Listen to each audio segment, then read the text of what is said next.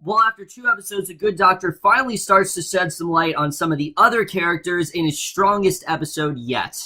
Don't change the channel, don't touch that dial. We got it all on UHF.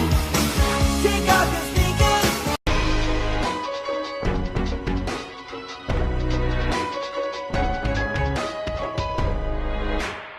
Hey guys, it's Keng for the Good Doctor, Season 1, Episode 3, Oliver, and I was definitely looking forward to this episode. You guys know I've been enjoying the show so far, and each episode has been progressively getting better and better, and that was the case with this episode. In my opinion, this was probably the strongest episode of the show. I actually really did like what we got in this episode.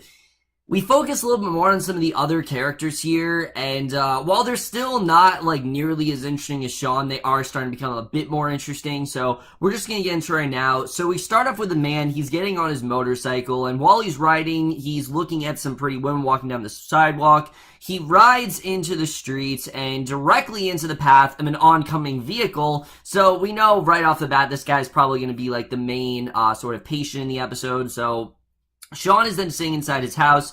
He's taking in all the sounds when there's a knock on his door and reveals one of his neighbors who's actually in need of some batteries as her controller died in the middle of her game, and he says he lives in 33. She apparently lives in 34, and he tells her he works at a hospital. She says that is cool. He goes to get her some batteries, so I don't know if we're going to see more of this woman, but the end of this episode, it definitely seems like that's the case, and I'm completely fine with that. I actually like this character. I hope we do see more of her because she definitely could become one of the more interesting characters of the show.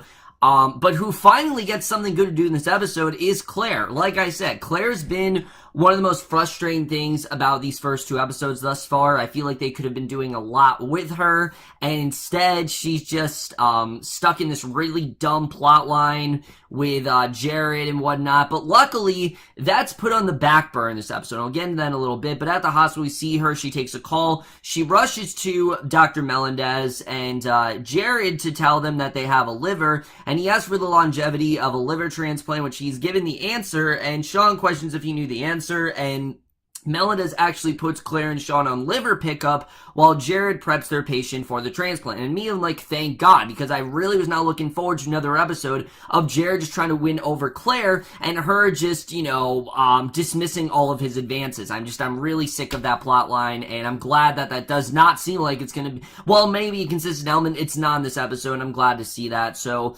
Dr. Andrews then scrubbing in for a breast reconstructive surgery when Allegra Aoki comes in to talk to him about his 4 p.m. patient, and she wants aces on this because the patient is actually really close to making that foundation his tax relief, and she's looking for a failsafe on his procedure and wants him to make Melendez his second. So he's shocked that he is actually doubting his abilities, and he reiterates that she needs everything to be perfect, and that is something we have seen with her character. She kind of struggles with this idea of perfection, and he really is kind of getting sick of it. So on the roof, Claire asks Sean how he's doing with all the noise, and by far their dynamic was one of my favorite parts of this episode because Claire, you can tell, is really trying to get used to Sean, and she really starts to warm up to him in this episode, basically, because he says he likes helicopters, but he admits that he's actually never been on one, and there's 7 hours and 44 minutes left for the viability of the liver as they are situated into the helicopter. Claire's actually upset that Jared gets to do the surgery while they get pizza delivery, but Sean isn't really listening. He's visualizing how the helicopter really works, so again, you can just tell he's very easily distracted, but again, I really do like the way we got to focus more on their friendship here, so I thought that definitely was one of the strongest parts of this episode for me.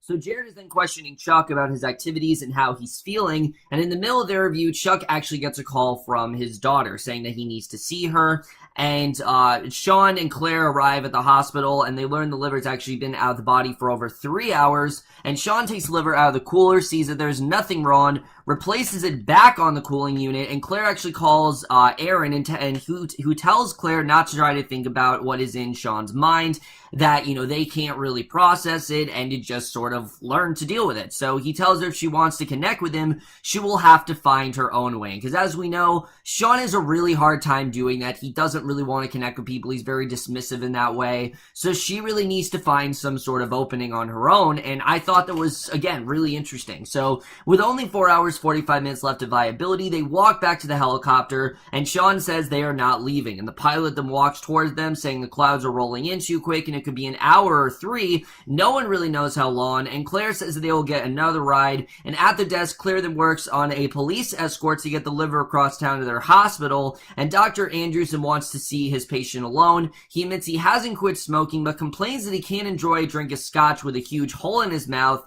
and Andrews explains that he's going to graft from his leg to form a new cheek, but admits that it's not going to be cheap. It definitely will cost him. So Sean and Claire are still at the hospital with 4 minutes and 14 seconds remaining, and Sean tells Claire to tell Aaron that he might be late for their lunch together, and when she hangs up, she asks how he knows about the weather, but before he can really say too much about it, the police escort then arrives, and he stalls when he sees the lights, making him flashback to when he was placed in the back of a police car, where he's hitting the barrier saying that he promised me, and I'm assuming this has to do with his brother, like that's the context of it. So Claire then comes back to him, asks the police to turn off the lights, and Sean actually recovers. He carries the liver. He wants to know the name of the donor, and Claire says that it's Oliver, which, you know, that is where this episode gets its name from. So Melendez then comes to Andrew's office, who offers to make the time to help with the free flap, but Andrew says that he's actually the chief of surgery, and he says it's not a coup, but to ensure the hospital is first on his donation list, and Andrews is aware of the stakes, but Melendez says it doesn't make him any less of a surgeon if he's there, and Andrews just refuses his help. You know, he wants to do this on his own, so he really, you can tell, you know, he feels like he's got this. He doesn't need any help whatsoever, and I'm really not enjoying this character either. I think he's just very arrogant. He's so set on, oh, let me do this on my own. I don't need any help. I don't need anyone else telling me. Even Dr. Melendez, who is the biggest douche on the show right now, he is trying to help him, but Andrews is still shutting him down, and it's just, it's annoying to see. So Jared then returns to the lab, and there's alcohol in Chuck's system. He insists they run the labs again, and Claire and Sean are 17 minutes out when Sean actually looks at the x-rays, and he tells Claire he has a girl neighbor but doesn't reveal anything else. And suddenly the temperature's going up. Claire says it's urgent for them to find ice now, and Jared comes to see Chuck, who admits that 3 days ago he actually had a drink at his daughter's graduation. So yeah, it turns out this guy is not being completely honest with them. He actually wanted to feel just for that day to feel normal. So he actually had a glass of champagne, and I actually really liked the store. I thought this was honestly really interesting. So Claire and Sean find a store, but their ice machine is broken. She begins to pack in frozen vegetables as Sean is fascinated by the slushy machine, and he remembers when the police gave him one as he wanted for child services. And again, just the way he recalls like the smallest of things, I just find really interesting. He turns to Claire saying the frozen vegetables will not work, but actually blocks her out again. So again, she's doing what she can to reconnect with him, but Sean's just not making it very easy. But seeing them at least try, seeing her make an attempt is much better than what we've been getting so far. So Melendez and Jared talk about Chuck and the champagne he drank, and Sean tells Claire the liver has to be submerged to cool. They begin to fill the cooler with the slushy mix, but he doesn't answer any of her questions, and she realizes he doesn't like questions, it turns out, and they both smile as the temperature begins to drop. So I like that they actually came to an understanding here, where she realizes that he doesn't like to be just drilled with questions constantly. So Melendez and Jared then realize Chuck was actually telling the truth. They can still work on him getting the transplant, and Andrews then throws out his entire lunch, and he sits with Aaron asking for advice, and he realizes that Andrews is upset that he no longer is the young star at the hospital, but Melendez is. And I thought this was really interesting, the fact that he didn't want Melendez's help, because the fact that, you know, he's kind of taken his place. And Aaron asks if he's a chief who wants to be top surgeon, or is he a chief who wants to be president? And if it's the latter, to take his ego and shove it in a cupboard somewhere and start acting presidential. And I like that he told him, look, you know, man up here. You gotta man up, and he got to take that away, and he takes Aaron's apple and then walks away. So Chuck wants to know if he deserves the liver, saying he has been dying for a long time, and he didn't lead a great one, and he could have been a great man. You know, he didn't really have a great life, and he could have been a great man, a better dad. He admits drinking too much and has an older son he hasn't seen in over 3 years, and he sees the people waiting, knows their faces and names. They all have stories, and they all are in it together. He broke the rules. Before he can continue talking, he actually goes code blue. So Jared checks Chuck, discovers he has blood in his esophagus, esophagus, and Melendez comes in. Together, they're able to bring his pressure up, and in the locker room, Melendez says he has 3 months to live at best. He needs to get this liver or he dies. So, again, I actually really got into this main story, and you guys know I'm not one for doctor shows, but I actually did like what we got with Chuck here, as I said. So Claire then jokes that she needs a police escort every day to work. Sean actually grabs the x-ray again as he remembers when he saw a photo of a liver while Aaron came to see him as a child before child services took him, and he opens the cooler and begins to feel the liver again. And Claire then says she doesn't know what he's looking for, and the scan shows no clot, but Sean can actually feel it, and Claire confirms it must have happened before they stored it, and they inform the police they need to stop right there so they can perform the surgery right now. So he visualizes what needs to be done. Him and Claire perform the surgery on the liver to remove the clot, and right on the highway they work together to preserve the integrity of the organ, and the police officer jokes that this is better than delivering a baby in his car, and Dr. Andrew then talks to his rich patient, assuring him that he will be just fine, and Dr. Melendez talks to Chuck and his family, saying his liver failure actually has progressed considerably, and he says he is 2 to 3 months, and realizes that Chuck didn't tell his family that he essentially is dying, and he says the final decision is out of his hands, but he's going to do everything he can to convince the committee that in spite of his one drink, it is actually up to them. So his daughter runs after Melendez, saying that she gave him the drink, and if he doesn't get the liver, she is actually the one who killed him. So she feels responsible here, and again, I did think that this was very interesting. So Melendez and Jessica hold him as he's about to see the committee, and Andrews asks if he expects them to throw out the rules, and he says that Chuck hasn't earned it, and this is a technicality, and Jessica says if they move forward, the hospital could actually lose transplant privileges, and Aaron says he could go either way. Andrews wants to know if saving this patient is worth the risk of not being able to save hundreds of others, and Melendez says he doesn't have hundreds, only one, and his name, of course, is Chuck. So Dr. Andrews thinks he's done his surgery, but suddenly there are complications. He's told to do things quickly as her patient's actually being strangled inside, so he calls for Melendez, even though, you know, he said he didn't. He actually does need Melendez's help here, and with 57 minutes remaining on the viability of the liver, Claire and Sean arrive at the hospital. Claire is told devastating news on the phone, saying Chuck has actually been moved to the bottom of the list, and another hospital is getting the liver. An ambulance comes to get the liver. Sean tells them his name is Oliver, and Sean said it's a good day. They saved a life, not just Chuck's, and Claire then nods, realizing that they actually work together in saving this man's life here. So Melendez comes to see Chuck and his family packing up. They're leaving the hospital, and he tells Chuck's daughter it is not her fault. He joins Andrews and smiles as they see their patient being wheeled out of his room.